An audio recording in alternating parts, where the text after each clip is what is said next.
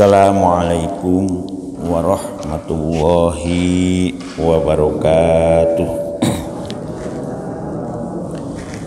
Lirido ilahi ta'ala wa khususan aba ana wa ummahatina wa jadi wa jadi wa abna ana wa auladana wa talamidana wa manizam sya'ulahumul fatihah. A'udzubillahi minasyaitonir rajim. Bismillahirrahmanirrahim. Alhamdulillahirabbil alamin arrahmanir rahim maliki yaumiddin. Iyyaka na'budu wa iyyaka nasta'in. Ihdinas siratal mustaqim. Siratal ladzina an'amta 'alaihim ghairil maghdubi 'alaihim waladdallin. Bismillah, alhamdulillah, la haula wala quwata illa billah, asyhadu alla ilaha illallah wahdahu la syarikalah wa asyhadu anna sayyidana Muhammad wa rasuluhu la nabiyya ba'dah. Allahumma ya muqallibal qulub tsabbit qulubana ala dinik. Allahumma iftah qulubana ka futuhil arifin wan nawwir qulubana bihidayatil yakin. Alhamdulillah para ibu, para bapak, kita teruskan malih nggih niatan. Minggu yang lalu kita sudah sampai kepada ayat yas'alunaka 'anil khamri wal maisir kan. Qul fihima ismun kabiru wa manafi'u linnasi wa ismuhuma akbaru min naf'ihima wa yas'alunaka madza yunfiqun qulil 'af kadzalika yubayyinullahu lakumul ayati la'allakum tatafakkarun. Nah, ini masih banyak yas'alunaka ini ayat berikutnya juga begitu. Jadi Gusti Allah memberitahu kepada Kanjeng Nabi Muhammad, wahai Kanjeng Muhammad, nah, suatu ketika orang-orang yang beriman ini akan bertanya kepada kamu tentang khomer dan maisir kan itu. Maka jawablah wahai Kanjeng Nabi Muhammad, sungguh jadi di dalam itunya itu pihima ismun kabirun wa nawafiun. Tetapi ayat ini itu ada 3 ayat ya yang berhubungan dengan ayat ini. Jadi ayat yang kedua berikutnya nanti ya ayyuhalladzina amanu la taqrabus sholata wa antum sukara. Wahai orang-orang yang beriman, nah, kalau kamu sedang mabuk, nah, jadi mabuk. Jadi dulu masih awal Islam itu ya masih ada yang sudah ngaku Islam tapi ya, mabuk. Karena ya itu tadi, karena Islamnya sudah dewasa, sudah besar. Nggih, Bu, matur suwun. Beda dengan panjenengan semua, Islamnya mulai belum lahir kan itu. Nah, itu udah Islam. Insya Allah ya itu gak mampu ikut, gak mampu mabu barang haram lah insya Allah. Mudah-mudahan itu. Terus ada turut perintah ya ayyuhalladzina amanu innamal khamr wal maisir kan wal ansab wal azram rijsum min amalis syaiton fajtanibuh. Wah itu secara tegas. Nah, maka muncullah jadi ternyata zaman Rasul saja untuk menyadarkan orang itu gak bisa ujub, boten saged ujub, gak boten saged simsalabim. Inilah pentingnya taklim, pentingnya tadris, itu, pentingnya tarbiyah. Itu. Begitu juga, ya, pertanyaan malih kepada Kanjeng Nabi, wa yas'alunaka madza yunfiqun. Wahai Kanjeng Nabi, ya, seperti apa kami mau menginfakkan harta? Kalau ayat sebelumnya ini berhubungan dengan yas'alunaka madza yunfiqunnya hubungan dengan kepada siapa infak itu harus diberikan. Nah kalau sekarang ini seberapa infak itu harus ditunaikan, maka dijawab kan itu. Jadi enak, jadi madza yunfikun hubungannya dengan seberapa, dalam kondisi apa ya kami harus berinfak. Dijawab Kul kulil af, al afwa ya, dan ada juga dibaca al afu ya. Jadi kalau ada orang membaca al afu jangan disalahkan, karena ada yang menjelaskan kul huwa al afu ya. Jadi kul, katakanlah, jawablah wahai kanjeng Muhammad, kalau kamu punya harta lebih, nah, dan kamu infakkan itu harta yang lebih baik. Kalau kamu harta lebih, kalau kamu kurang ya ojo, kalau kurang ya jangan. Nah, itu. Ini lebih. Nah, selebihnya berapa? Makanya minggu yang lalu saya sudah menggambarkan kata infak, kata nafakoh, kata sodakoh, dan kata zakat. Jadi kalau infak ini tidak ada kriteria minimal ukuran. Pokoknya kamu lebih, nah, ukurannya lebih di sini apa? Hawa ijul asliyah, kelebihan untuk memenuhi kebutuhan makan sehari pokok. Makanya kalau infak, napakoh itu hubungannya dengan masalah panganan, yang lebih utamanya itu makanan, minuman. Kalau orang masih ada tetanggamu yang kurang makan, nah, dulurmu yang kurang makan, maka kamu kalau punya lebih ya ojo ma. Kalau sodakoh itu hubungan dengan publik, fasilitas publik ya, makanya ada istilah sodakoh. Jadi hubungannya dengan sesuatu di luar makanan ya, yang awet ya, yang tidak habis pakai ya. Kalau infak itu hubungannya dengan habis pakai, habis dimakan, itu infak. Kalau nafakoh ya, kewajiban memenuhi karena ada ikatan hukum ya, memenuhi nafakoh itu hubungannya dengan kebutuhan pokok juga, SPP, sandang, pangan, dan papan. Nah, makanya itu. Nah, kalau zakat, nah ini zakat itu kewajiban yang wajib makdudah, yang ada ketentuannya, ketentuan jenis barangnya, ketentuan berapa jumlah minimal yang dimiliki, nah, itu dan berapa yang harus dikeluarkan, itu ada ukurannya semua. Jadi berapa jumlah minimal harta yang dimiliki, nisab namanya itu. Nisab itu kan jumlah minimal harta yang dimiliki. Kemudian berapa jumlah yang harus dikeluarkan, ada ukurannya, ada takarannya. Kepada siapa harus diberikan, ada mustahiknya. Nah itu kalau zakat itu sudah betul-betul SOP-nya itu baku. Sedangkan infak dan sodako SOP-nya itu longgar. Kamu punya harta lebih untuk kebutuhan kamu, sementara ada yang lebih membutuhkan, terutama kedua orang tuamu atau saudara dekatmu, nah itu harus infak. Itu kan ayat sebelumnya kan begitu. Nah, kita teruskan lagi, fid dunya wal akhirah wa yas'alunaka anil yatama kul islahun lahum. Nah, ingat saya sudah sampai ayat itu ya. Wahai kanjeng Nabi, dan ada juga suatu ketika saudara-saudaramu yang beriman ini akan bertanya tentang masalah anak yatim. Kul islahun lahum, ya, berbuat baik kepada mereka ya. Perlakukan mereka sebaik-baiknya, karena itu. Kul islahun lahum, kalau kamu betul-betul berbuat baik kepada mereka, maka itu adalah perbuatan yang khair, sesuatu yang istimewa, sesuatu yang baik. Wa in takhalituhum kana fa ihwanukum. Nah, kalau kamu bergaul dengan mereka, anggap saja mereka itu adalah saudara-saudara kamu.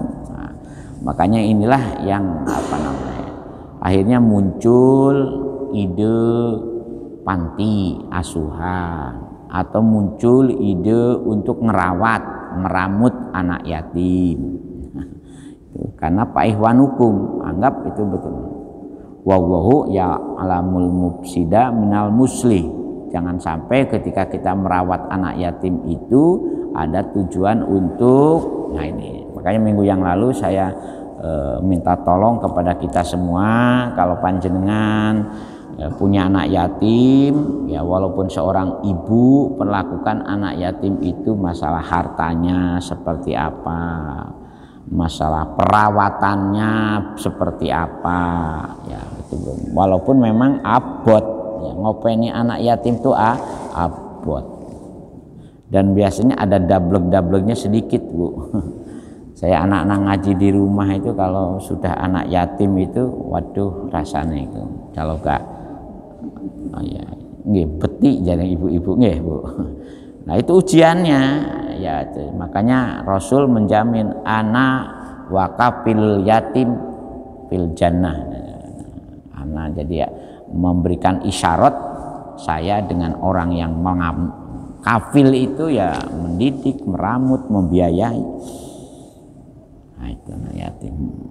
Oh, jadi anak yatim, ya anak piatu, apalagi yatim piatu. Wallahu ya'lamul mufsida minal muslih. Ketahuilah bahwa Gusti Allah ini maha mirsani, ya siapa yang berbuat kerusakan. Mufsid itu orang fa'il, orang yang berbuat kerusakan. Muslih tiang indamel kebagusan. Jadi api ele itu sakit sajane kita ini diketahui oleh Allah Subhanahu wa taala. Pama ya'mal misqala dzarratin khairan yarah wa may ya'mal misqala dzarratin syarran, ya, sekecil apapun kebaikan yang kita lakukan maka dipirsani oleh Gusti Allah, didelok.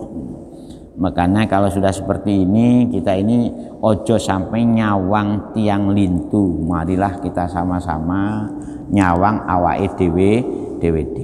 Nang mung abot, gampang diomong, angel dilakoni. Fa ihwanukum wallahu ya'lamul mufsida. Gusti Allah teu mirsani tiang ing damel elek dan tiang ing damel sae. Becik ketiti olok ketoro, kan itu pepatah itu udah itu. Allahu ya'lamul mufsida minal musli. Nah yang baik, ya nah ini sebetulnya hubungannya dengan masalah perlakuan terhadap anak yatim dan aset-aset anak yatim yang meninggal oleh ibunya atau meninggal oleh ayahnya, kebetulan dia kaya raya, banyak kan. Nah, itu. Secara ekonomi mapan orang tuanya, tahu-tahu wafat. Apalagi di musim pandemi ini, konon ketika musim pandemi 2 tahun itu 2020-2021 anak yatim luar biasa. Di tempat kulo niki ada orang punya aset banyak, yaitu ditinggal meninggal. Kena COVID meninggalnya. Padahal orang itu baru kena terabasan. Jadi uang 50 miliar itu gak bisa dinikmati, Bu. Sing menikmati ahli warisnya akhirnya itu. Suami istri. Itu contohnya kan Gusti Allah nguji. Ya mesti. Maunya umroh bareng gak oleh umroh. Nah itu akhirnya ya, kena COVID pisan. Nah ahli warisnya kaya akhirnya, punya anak masih kecil-kecil. Ada kemungkinan untuk orang-orang yang seperti itu, maka di sini wallahu ya'lamul mufsida, khususnya kepada li amwalihim bimukhalatatihi, ya kepada anak-anak yatim, di mana anak-anak yatim itu ojo sampai hartanya ini kita niati untuk, nah, makanya saya atas tan sedaya walau sya'allahu la'anatakum, yaitu innallaha azizun hakim. Walau syaa, seandainya Gusti Allah menghendaki, walau sya'alan lamun yento Gusti Allah ngersakake sapa Allah Gusti la'anatakum. Ala dayyqa alaikum bitahrimi mukhalatati. Gusti Allah kuasa sajane seandainya ini bagi orang-orang yang punya niat jahat kepada anak-anak yatim yang kaya. Ya, makanya hati-hati itu di situ. Jadi kalau saya ke minggu yang lalu sudah wanti-wanti, kalau panjenengan ibu wafat suaminya, anak cilik-cilik, ukurannya balik. Ya, kalau sudah balik itu sudah, jadi ukurannya itu kategorinya kategori awaridus syakhsiyah, kategori orang anak yang secara tasarufat, nah, ya, kebebasan itunya itu kebebasan menjalankan ahliyahnya, kecakapannya masih dalam kondisi tanggung jawab orang tuanya. Nah, tinggal mati oleh ayahnya atau ibunya, punya harta yang banyak. Nah, makanya ibunya pun rumongso, kok ibu kan harus segalanya. Nah, jadi tolong tetap harus segera dibagi. Ya. Oh, ini bagianmu nak, ini bagianmu nak, sesuai dengan aturan dulu. Nah, tafriq sesuai dengan aturan yang ditentukan dalam ilmu mawaris. Ya. Nah, mengapa anak laki-laki lebih besar dari anak perempuan? Ibu-ibu pun meri, ya. Karena tanggung jawab nafkah itu ada pada anak laki-laki. Begitu juga kalau nanti sudah punya istri, kemudian dia nanggung lagi kedua orang tuanya, nanggung lagi mertuanya. Jadi kompensasi tanggung jawabnya lebih besar, maka lidzakari mislu hadil sayain. Nah itu. Jadi untuk anak laki-laki dapat 2 bagian dari anak perempuan.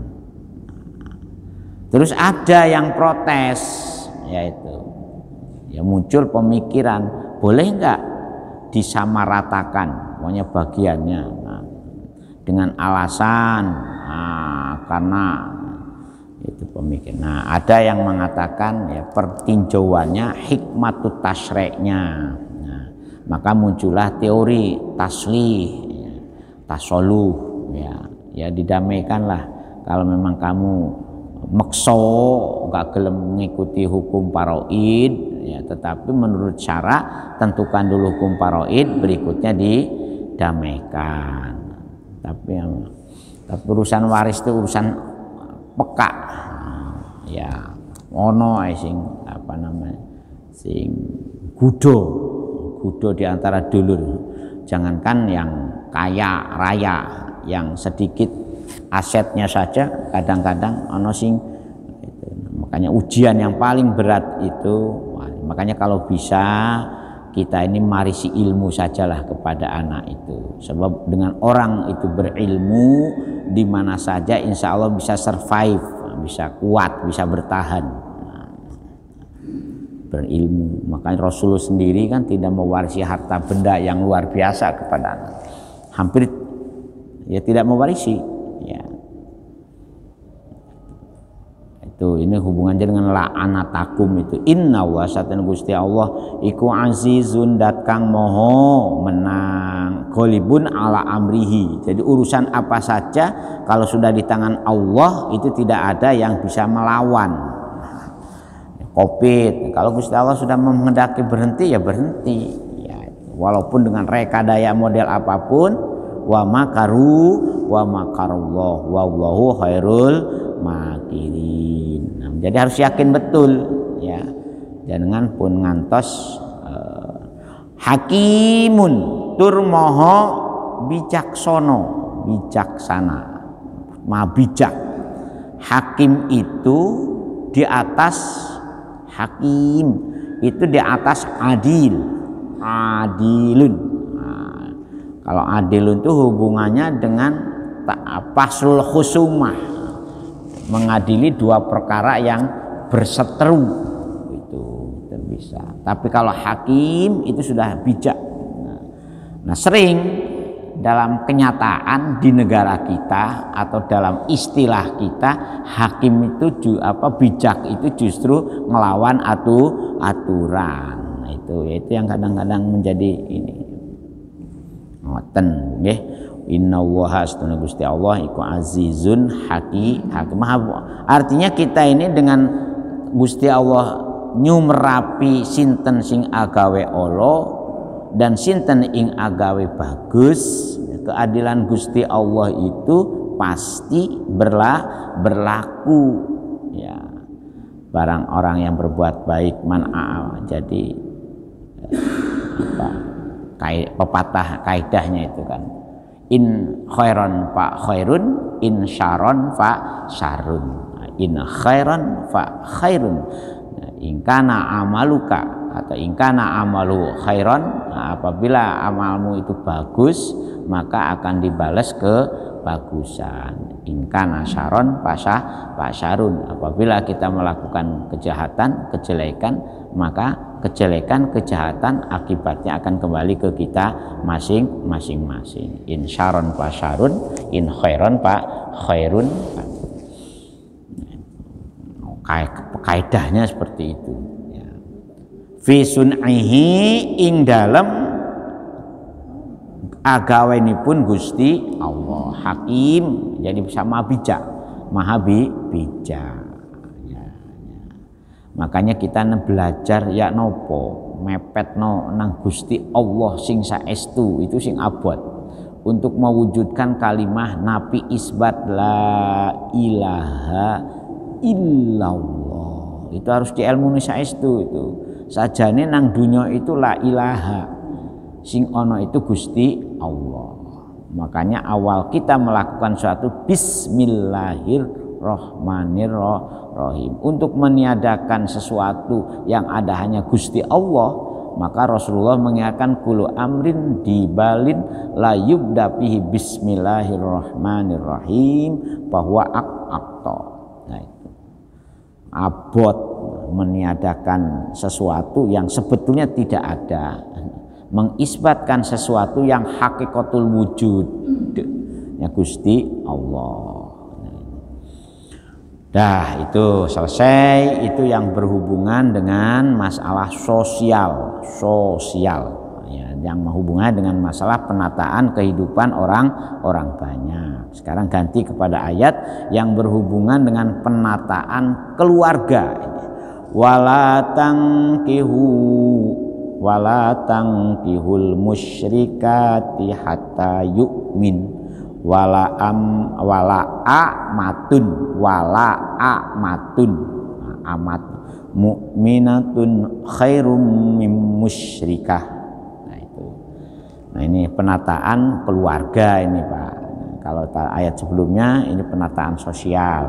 Wala tangkihu lan ojo nikahi sira kabeh, ojo rabio sira kabeh. Ayat tatazawwaju tegese ojo rabio sira kabeh ayuhal muslimun, he tiang-tiang ingkang beragama Islam. Makanya kata nikah dengan kata tazwij itu kalau waktu akad nikah harus diucapkan kedua-duanya menurut pendapat Imam Syafi'i dan pengikut-pengikutnya. Jadi angkah tuka wazawwaztuka, antara nikah zawaj itu mengikatkan diri Bu. Kalau nikah itu juga artinya ya menikahkan diri, cuman nikah ini ada konotasinya untuk menghalalkan hubungan biologis. Makanya an-nikahu ay al-wat'u, nikah itu diartikan hubungan biologis. Nah, untuk membuat ikatannya menggunakan kata tazwij ya. Makanya kalau bapak-bapak diakadkan atau mau mengakadkan anak gadisnya, baik berbahasa Indonesia saya kawinkan dan saya nikahkan. Wah, kan itu. Kalau kawin itu hubungannya yaitu mengikatkan. Kalau nikah itu untuk penghalalan hubungan biologisnya. Makanya kedua-duanya menurut golongan Syafi'i wajib diucapkan ketika melakukan akdun nikah. Angkah tukah qabiltu nikahaha wa tazwizaha, kan itu bil mahril mazkur. Enak jawabnya, hanya itu saja menjadi halal dunia akhirat, berpahala selamanya. Jadi ini senggol-senggolan berpahala, senyum-senyuman berpahala, hubungan biologis tiap malam berpahala. Makanya ibu-ibu tuh gak usah ragu untuk qabil tuh bapak-bapak ya. Jadi hubungan biologisnya podom karomat ini wong kafir barang katanya ya. Jadi enak dalam Islam itu. Nah kalau tidak melalui pintu qabil tuh, nyenggol ya haram, melihat haram, apalagi hubungan biologis kategori zina muhson. Berat hukumannya zina muhson itu, harus dirajam sampai mati. Makanya upayakan iyakunul fuqara yughnihumullah. Kalau memang sudah waktunya kawin, kamu aja takut melarat ya, banyak ya, jangan nunggu kaya dulu gak ono cerita. Iyakunul fuqara yughnihumullah. Sekalipun kamu fakir, kondisi ekonomi pas-pasan, tapi kalau memang hasrat biologisnya sudah tidak dibendung dengan puasa, kan maka wajib udah wajib itu, maka kawin itu bisa wajib, bisa sunnah, bisa mubah, bisa haram. Kalau memang makanya ini hukum nikah.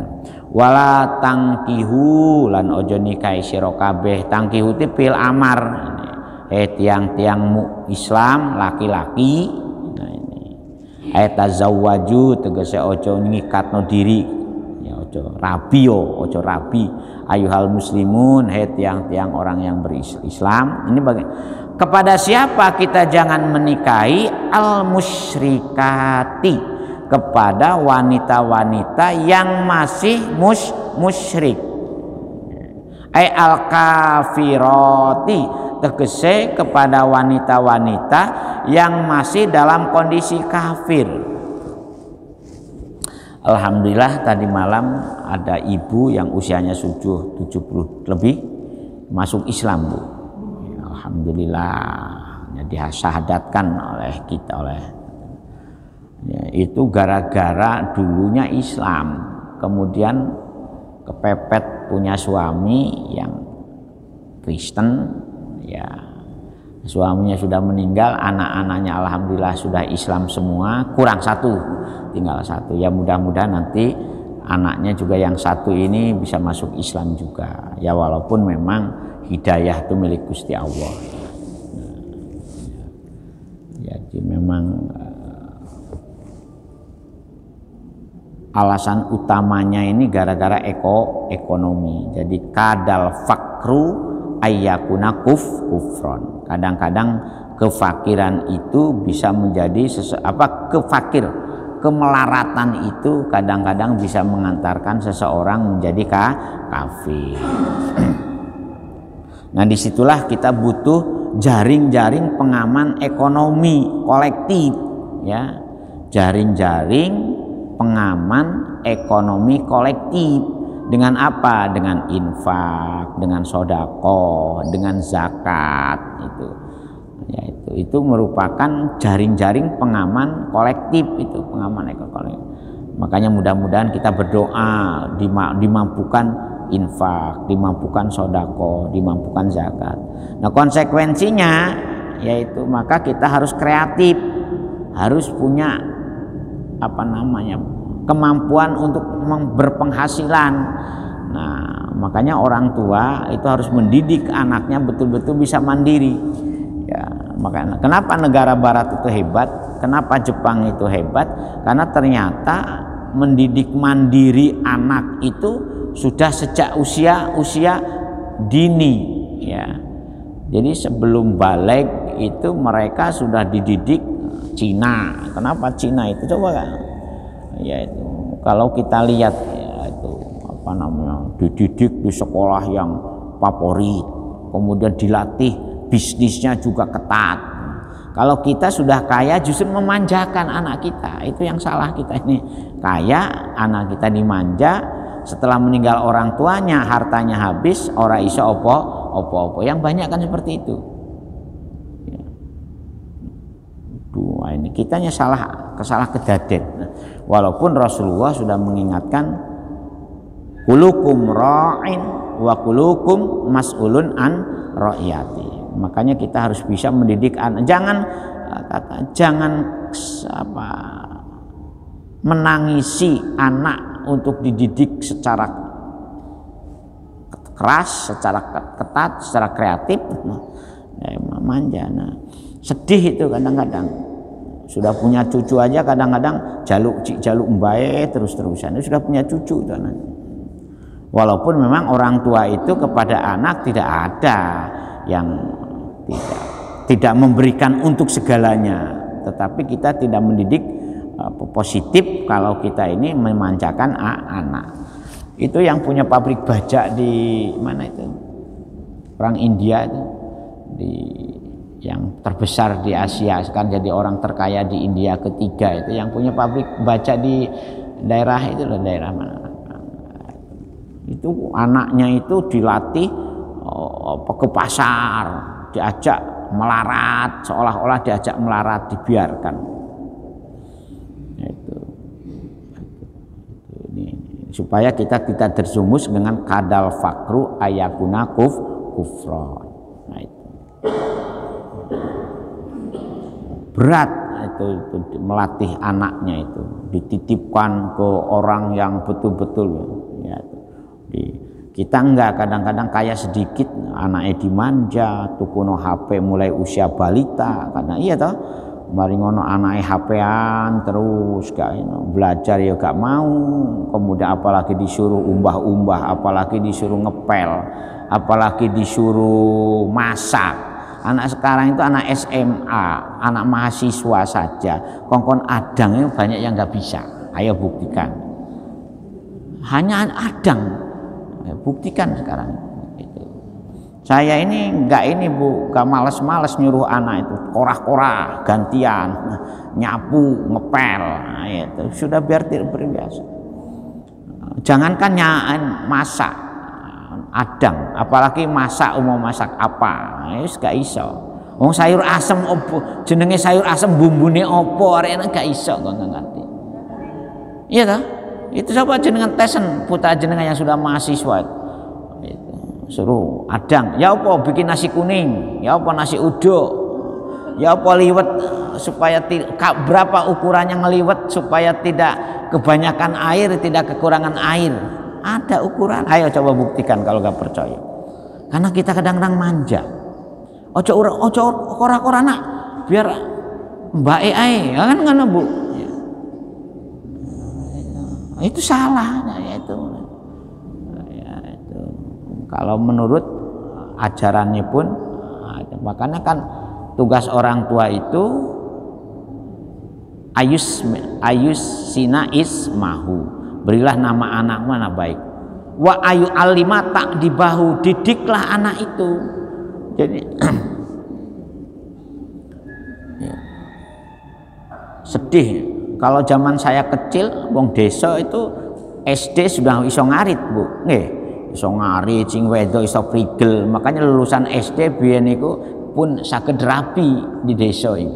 Lulusan SD iso rabi, karena iso masak, sudah bisa masak. Nah, saiki sarjana S1, bahkan ada yang S2, kok masak ora iso.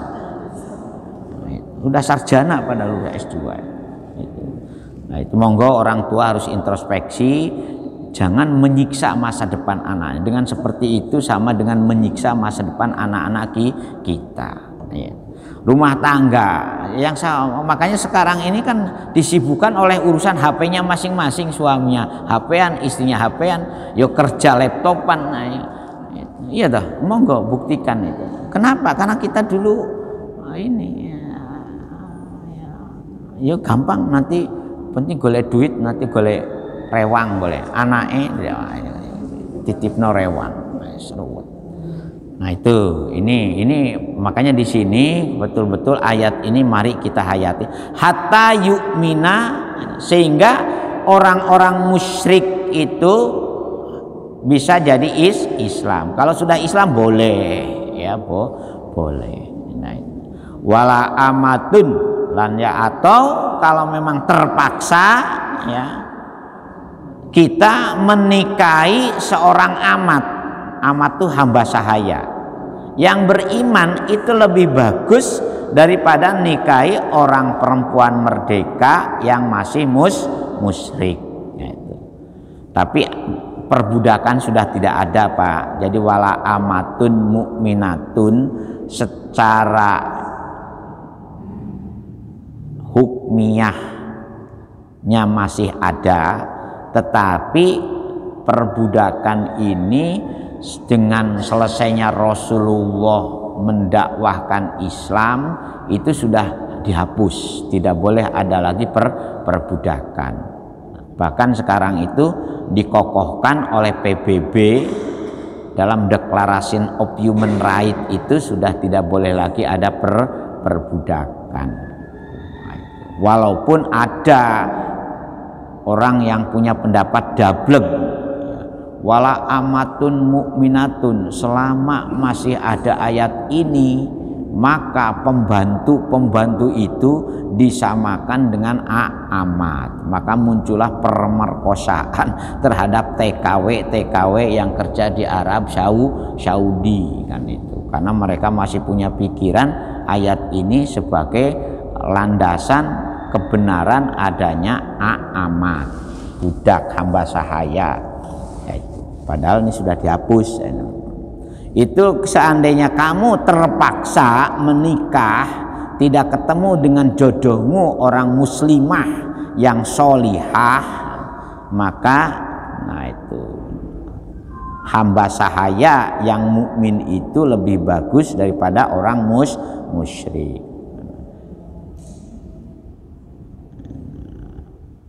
Qurratin li anna sababa nuzulihal aibu ala man tazawaja amatan. Memang dulu juga ada semacam gengsi ya, kalau mau menikahi amat atau hamba sahaya. Yang amat ada mukata macam-macam, tetapi kategorisasi perbudakan ini sudah tidak ada. Ya sama seperti ayat pangkihu ma tobalakum minan nisa masna wasulasa waruba fain khitum ala tadilu pawahidatan au ma malakat aimanukum. Wah ini. Tadi ayat-ayat yang berhubungan dengan perbudakan ini sudah tidak lagi, dalam bahasa yang lebih kerennya itu sudah dimansuh ya. Jadi hukminya itu, hukumnya ini sudah dimansuh. Jadi jangan diterus-teruskan. Jadi kita jangan sampai walau ajabatkum, sekalipun wanita musyrikah atau wanita kafirah itu ajabatkum, betul-betul menggawokkan, mentakjubkan, saking cantiknya, saking menariknya, yaitu gawok itu menakjubkan, menggiurkan, atau menggoda. Sekalipun orang kafirah itu betul-betul menggoda, apalagi artis lagi, itu. Kenapa ajabatkum li jamaliha? Karena cantiknya si kafiroh, si musyrikah ini, wa maliha lan kekayanya si musyrikah, wahada. Nah ini utawi ayat ini iku mahsusun bi ghairi kitabiyat, memang ada yang memberikan pengecualian. Wahada utawi ayat iki, ayat wala tangkihul musyrikati ya, berbeda dengan kitabiyat. Jadi wanita-wanita ahlu kitab.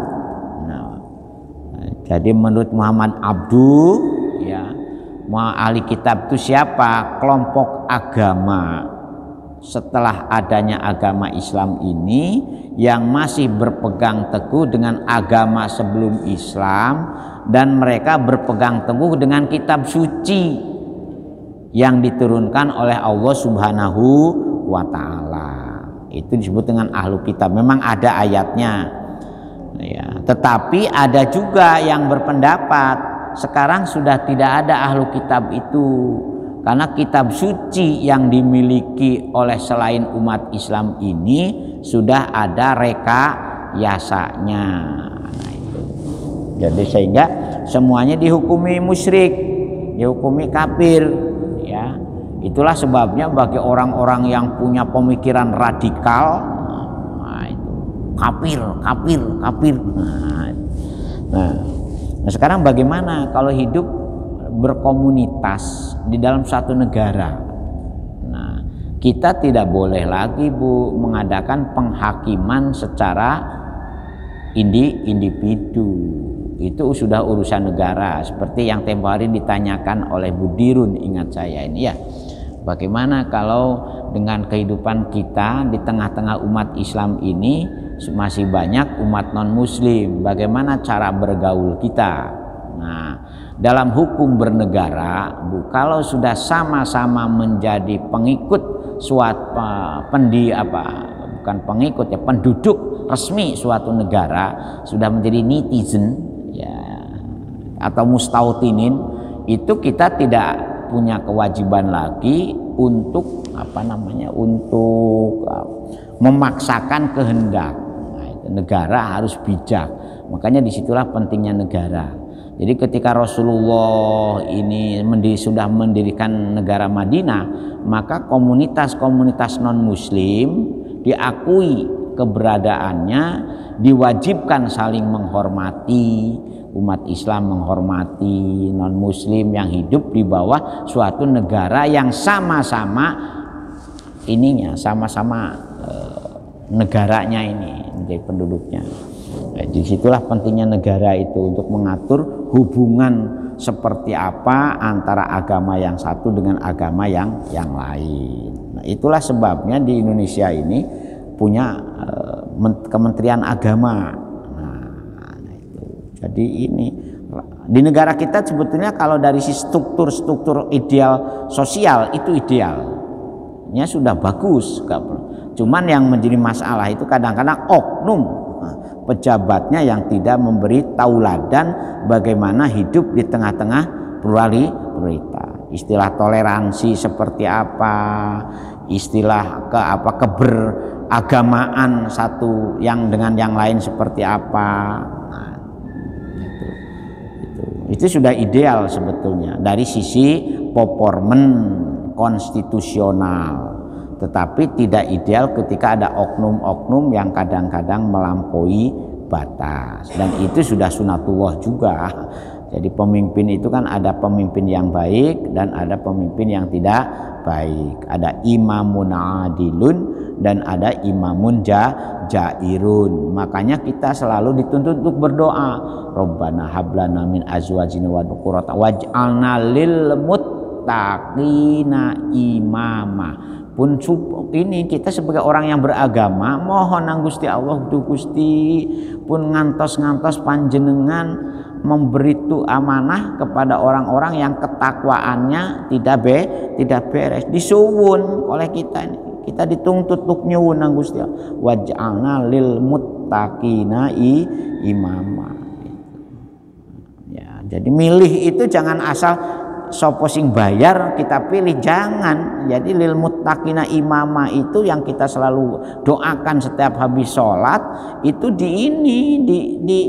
dibuktikan dengan kalau ada calon kita seleksi track record calonnya siapa, bagaimana kepribadiannya, kita pilih yang baik. Sebab kalau kita milih yang salah kita pun katut kategori man a'ana ala maksiatin. Memilih pemimpin yang salah kita pun katut salah.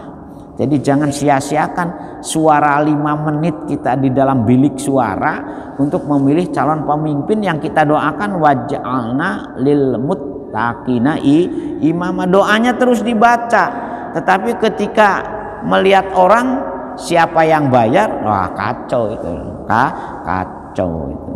Maka lahirlah pemimpin-pemimpin yang jair. Kan itu. Jadi jangan ini. Jadi tugas kita ini, nah kalau pemimpinnya adil, yaitu pemimpinnya betul-betul jadi imam. Makanya dulu ulama dulu mensyaratkan orang jadi pemimpin itu pertama dia dites bagaimana menguasai sebagai imam sholat.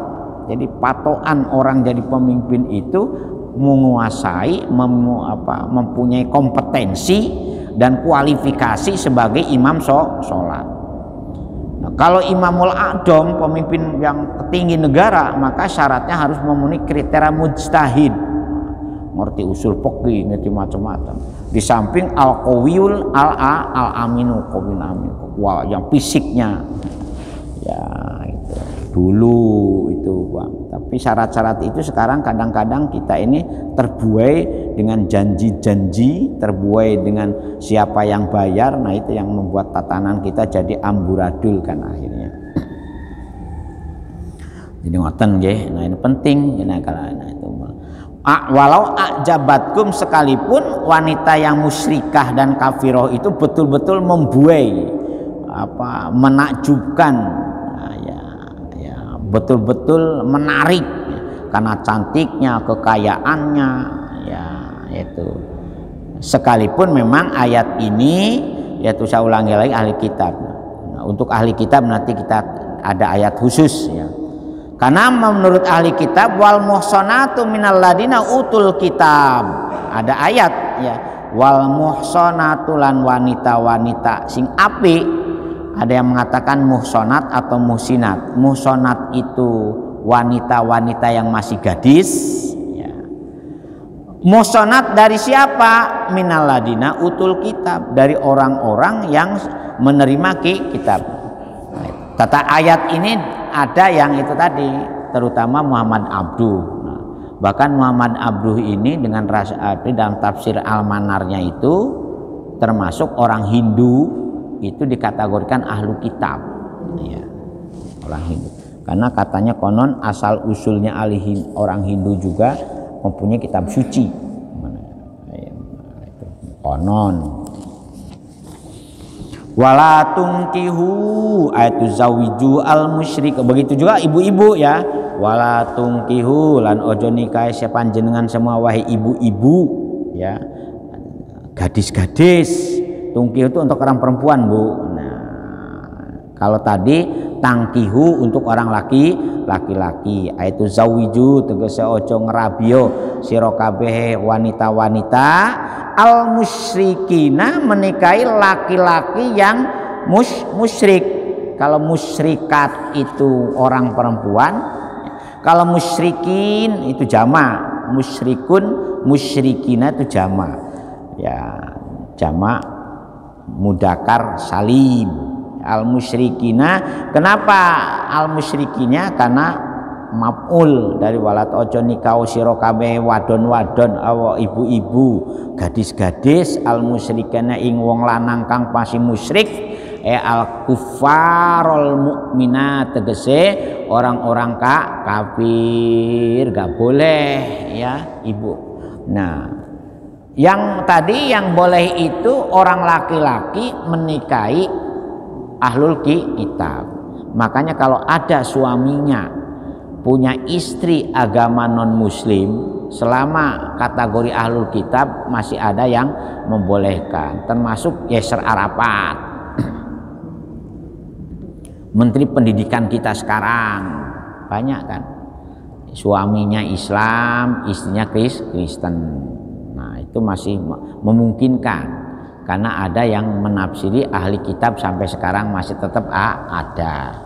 Tetapi yaitu kalau bisa ojo, kalau bisa pasolihatun qanitatun hafidatun, kalau bisa itu yang itu. Ibu-ibu, apalagi ibu-ibu, mutlak untuk orang perempuan ini tidak ada pengecualian. Jadi kalau orang perempuan baik laki-lakinya ahlu kitab itu mutlak tidak boleh. Ya, kalau orang laki-laki masih memungkinkan kalau memang masih punya keyakinan kalau ahlu kitab itu ada. Hatta yu'minu, sehingga orang laki-laki yang musyrik tadi, yang kafir tadi, yang kufar tadi menjadi orang yang beriman. Nah, bagi orang perempuan sebetulnya wala abdun mu'minun khairum min musyrikin walau a'jabakum. Seorang hamba laki-laki, budak laki-laki yang beriman itu lebih bagus dari seorang laki-laki yang musyrik, walaupun orang laki-laki tadi ajabakum, betul-betul menakjubkan, menggiurkan, ya itu. Jadi mutlak Bu, kalau orang perempuan itu tidak boleh menikah dengan selain orang Islam. Apa hubungannya? Banyak rangkainya. Satu, masalah penstatusan anak, ya. Al-waladu lil firosh, anak itu. Jadi kalau istrinya Kristen atau istrinya Yahudi, istrinya Nasrani, memungkinkan bapaknya itu bisa menislamkan anak-anaknya. Karena apa? Karena dalam Islam wajib anak itu ngikuti bapak. Walaupun kenyataannya sulit. Sulit. Ulaika utawi sikono mengkono tiang-tiang musyrik iku yad'una podo ngajak sapa si musyrik, ngajak atau mengantarkan atau menjerumuskan, ya. Yad'u di sini bisa mengajak, bisa mengantarkan, bisa menjerumuskan ila nari maring neraka bidu'aihim, dengan mengajake orang-orang musyrik ilal amalil mujibi laha, kepada perbuatan-perbuatan yang mengantarkan kita masuk neraka. Wallahu utawa Gusti Allah iku yad'u ngajak atau mengajak sinten Gusti Allah atau tiang-tiang yang beriman, yaitu ilal jannati wal maghfirati, ngajak kepada masuk surga dan mendapatkan ampunan biidnihi. Insya Allah kita teruskan besok. Jadi sampai wallahu yad'u itu ya, nanti kita teruskan besok. Jadi ngapunten, mengapa kita ini keluarga mendapatkan proteksi, mendapatkan proteksi yang sangat ketat di dalam masalah agama, yaitu tadi karena kalau non muslim yad'u ilanar, lebih cenderung mengantarkan kita masuk neraka. Nauzubillah min zalik. Al-Fatihah. Auzubillahi iyyaka na'budu wa iyyaka nasta'in. Shiratal ladzina an'amta 'alaihim ghairil min hamdan na'imin hamdan syakirin hamdan wa'afin amruka mazidah. Ya Rabbana lakal hamd kama yanbaghi li jalali wajhika wa 'azimi sultan Muhammad. Sholatan tunjina biha min jami'il ahwal wal afat wa taqdilana biha jami'al hajat wa tutahhiruna biha min jami'is sayyi'at wa tarfa'una biha indaka jamil khairat. Allahumma ya muqallibal qulub tsabbit qulubana ala dinik. Allahumma ftah qulubana kaputuhil arifin wan nawwir qulubana bihidayatil rabbana hablana min azwajina wa dzurriyyatina qurrata ayun waj'alna lil muttaqina imam. Rabbana zalamna wa illam taghfir wa tarhamna lakunanna minal khasirin. Rabbana atina fid dunya hasanah wa fil akhirati hasanah wa qina adzabannar. Subhana rabbika rabbil izzati amma yasifun wa salamun alal mursalin walhamdulillahi rabb. Sekurang-kurangnya semoga konten ihdinas siratal mustaqim. Allahumma fiq ila aqwamit. Assalamualaikum warahmatullahi wabarakatuh.